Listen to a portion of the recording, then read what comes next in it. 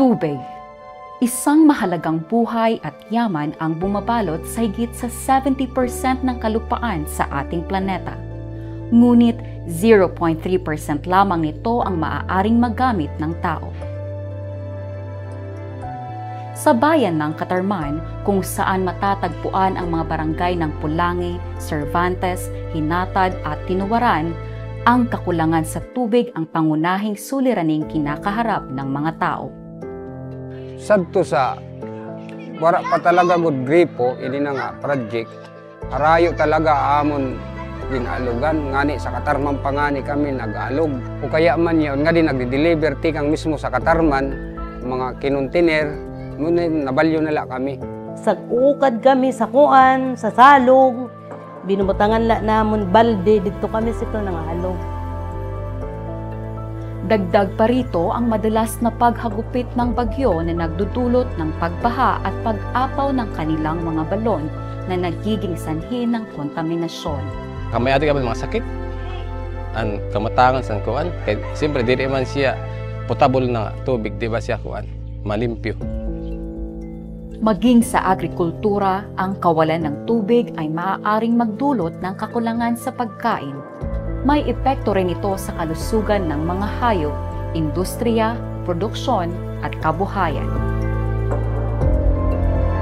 Upang matulungan ang mga nasabing barangay, tumugon ang gobyerno sa pamamagitan ng SBDP ng DILG.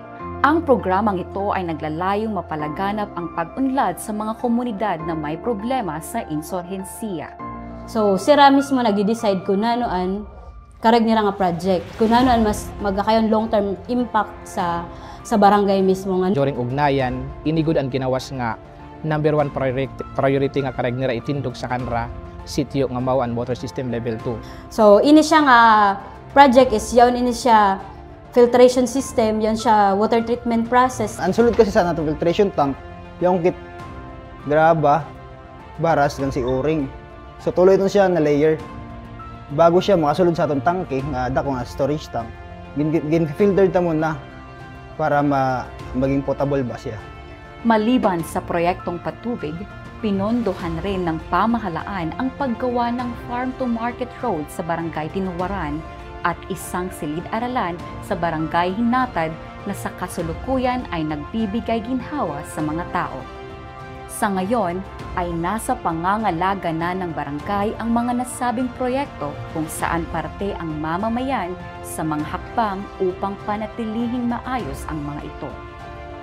Ang paglikha ng mga proyektong tumutugon sa mga suliraning panlipunan ay nagpapakita ng paninindigan ng pamahalaan na magtaguyod ng buhay sa mas malusog, payapa at maunlad na kinabukasan.